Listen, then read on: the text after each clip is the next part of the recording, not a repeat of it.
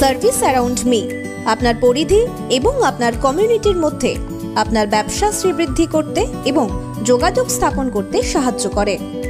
Service around me এমন একটি platform যেখানে যে কোনো ব্যবসায়ী, সার্ভিস বিক্রেতা, পেশাদার সে তার সার্ভিস প্রোডাক্ট এখানে লিস্টিং করতে পারে সম্পূর্ণ বিনামূল্যে।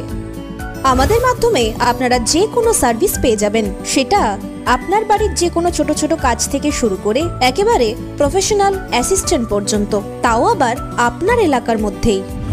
এর মূল উদ্দেশ্য হলো স্থানীয় এলাকায় বিভিন্ন ধরনের সার্ভিস প্রোডাক্ট বা পেশাদারকে খুঁজে পেতে সহায়তা করা ও তাদের সঙ্গে যোগাযোগ করিয়ে দেওয়ার সুযোগ সহজ করা। সফল ব্যবসার জন্য 3টি সহজ ধাপ: register your business, service, product listing, then start your growing. আপনার প্রয়োজনে নির্দিষ্ট পরিষেবা বা প্রদানকারী খুঁজে পেতে সাহায্য করার জন্য এখনই রেজিস্টার করুন আমাদের ওয়েবসাইটে।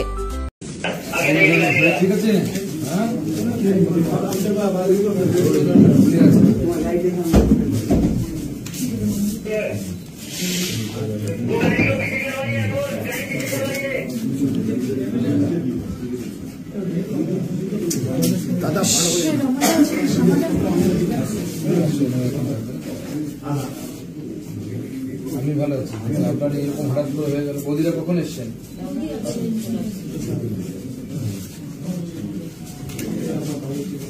আপনার সাথে মুখ্যমন্ত্রী দেখা হয়েছিল? না, আমাকে বলতে হবে এসে কি লাভ হবে? অ্যারেস্ট করাতে হবে। অ্যারেস্ট না করলে কি হবে? এখনো পর্যন্ত কেউ অ্যারেস্ট হয়নি। 24 ঘন্টার বেশি এফআইআর আপনাকে দিয়ে পড়িয়েছে। একটা এফআইআর করা থাকবো না, সভাপতিকে দিয়ে হবে না। উনি করুন, একবার লয়ারের সাথে কথা বলুন, উনি করুন বা ওনার ফ্যামিলির তো ফ্যামিলিকেও করতে হবে।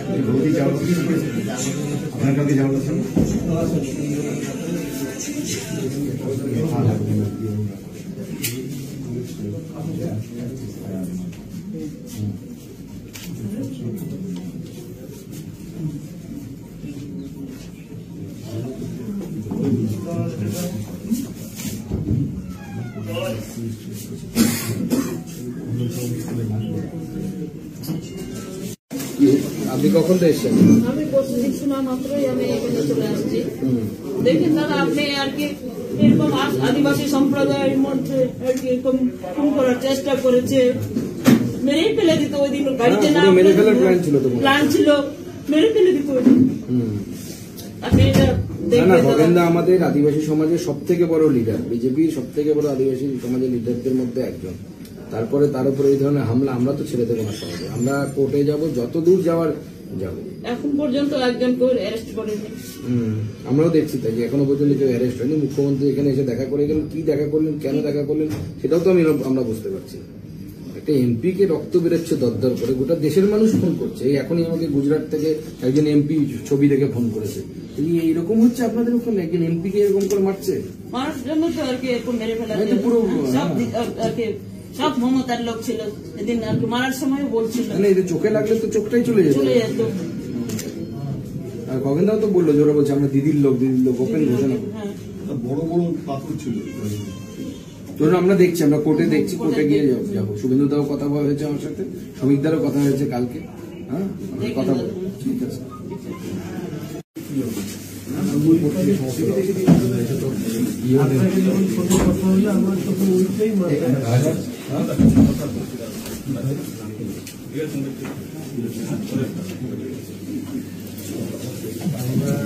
আমি ওখান থেকে শুধু একটাই, আপনার কিন্তু কথা বলে যাচ্ছে যে আপনি প্যানিক হয়ে গেছেন।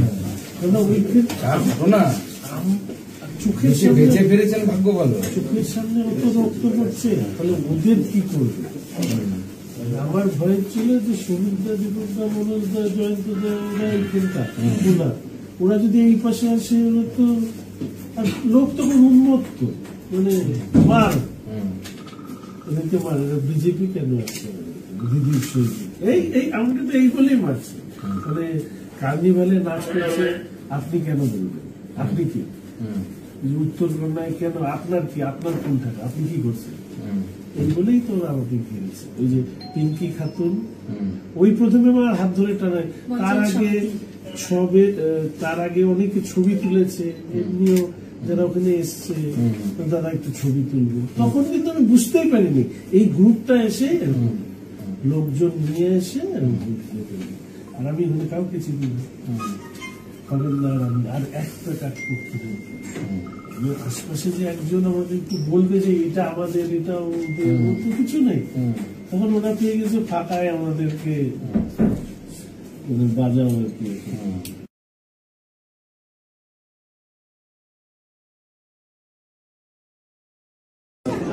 দেখুন, আপনারা জানেন খগেন মুর্মু আমাদের শঙ্কর ঘোষ একজন এমপি।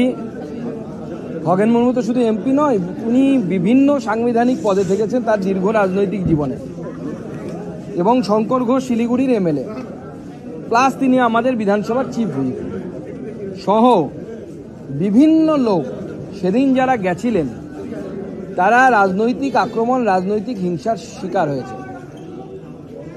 খগেন মুর্মুর এখানে ফেসিয়াল বোন ভেঙে গেছে, আপনারা জানেন, অনেক ব্লিডিং হয়েছে, সেই ব্লিডিংয়ের ভিডিও আমরা দেখেছি, এবং আমরা দেখেছি যে কিভাবে তাদের উপর রাজনৈতিক আক্রমণ হয়েছিল। এবং যারা আক্রমণ করেছে, আমি কথা বললাম খগেন মুর্মুর সাথেও, খগেন মুর্মুবাবু এখনও কথা বলা বারণ, তার কিছুটা অল্প অল্প বলতে পারছেন।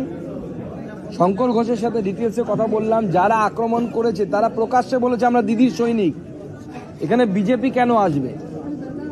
তো বাবার সম্পত্তি পেয়েছে নাকি, পেয়েছে ওকে নাকি, ওখানে যেখানে বিজেপি যেতে পারবে না? ও বাপি গোস্বামী থেকে শুরু করে কেউ নেই এখানে। আমাদের কয়েকজন আছে যারা গেছিল, তারা প্রত্যেকে মার খেয়েছে, একজনও নেই যারা মার খায়নি।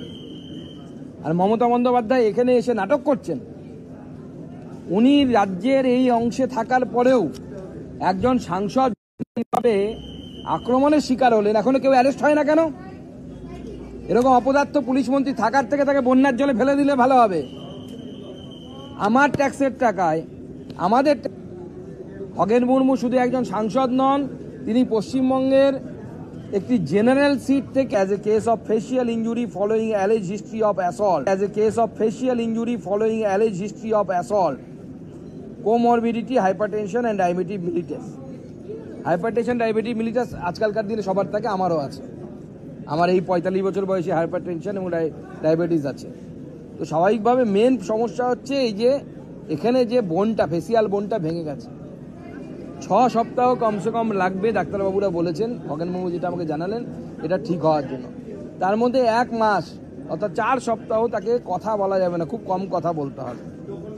এবং এর সাথে সাথে শঙ্কর ঘোষও অসুস্থ। শঙ্কর ঘোষের যে ব্লান্ট ট্রমাটিক ইঞ্জুরি রাইট শোল্ডারে আছে, এবং কোমরবিডিটি, হাইপারটেনশন আছে তারও। কিন্তু আমরা খুব কনসার্ন যেভাবে আক্রমণ হয়েছে, এবং আক্রমণটা পুরোটাই পলিটিক্যাল, কারণ তারা পরিষ্কার বলেছে আমরা দিদির সৈনিক, বিজেপি এসছে বিজেপিকে মার। কি ধরনের রাজনীতি মমতা বন্দ্যোপাধ্যায় এই রাজ্যে তৈরি করতে চাইছে? ভারতবর্ষের অনেক রাজ্যে তৃণমূল কংগ্রেসের ক্ষমতা নেই, তো সেখানে যদি মমতা বন্দ্যোপাধ্যায় বা তৃণমূল কংগ্রেসের লোকেরা যায় তাহলে, বা তাদের পরিবারের সদস্যরা যায়, আমরা কি পাথর দিয়ে হামলা করব না করি? এই যে মানসিকতা, দেশের মধ্যে দেশ বানানোর মানসিকতা, বাংলার মধ্যে পকেটে পকেটে পাকিস্তান বানানোর যে চক্রান্ত মমতা বন্দ্যোপাধ্যায় করছেন, এটা আমরা সহ্য করব না। হয় পুলিশ অ্যারেস্ট করবে, না হলে বড় বড় করে টাঙিয়ে পোস্টার লাগাতে শিলিগুড়ির বুকে। আমি জলপাইগুড়িতেও বলবো যে এই ব্যক্তিদেরকে দেখতে পেলেই বিজেপি অফিসে খবর দিন, বাকিটা যা করার বিজেপি করবে, যদি পুলিশ অ্যারেস্ট না করে। আর পুলিশ যদি অ্যারেস্ট করে, এফআইআর করা উচিত সুমোটো। 24 ঘন্টার বেশি সময় হয়ে গেলে একজন কেউ গ্রেপ্তার হলো না। এটা যদি বিজেপি শাসিত রাজ্যে কোনো বিরোধী দলের সাংসদের সাথে হতো তাহলে কি হতো? তাহিমাম পড়ে যেত, সংবিধান বিপর্যস্ত হয়ে যেত। আর সংবিধান কোথায়? খগেন মুর্মুর জন্য সংবিধান নেই, সেই এসটি সমাজের মানুষ বলে। খগেন মুর্মুর জন্য পিনাল কোড এখন কাজ করছে না, বা ন্যায় সংহিতা পশ্চিমবঙ্গে কাজ করছে না, খগেন মুর্মু একটি সাঁওতাল সমাজের মানুষ বলে। এটা আমাদের বাংলার আদিবাসী সমাজ মেনে নেবে না। আমরা প্রতিবাদ করব, এবং আগামী দিনে এই প্রতিবাদ লড়াই হাইকোর্টে হবে, অর্থাৎ আইনি পদ্ধতিতে হবে, রাস্তাতে হবে।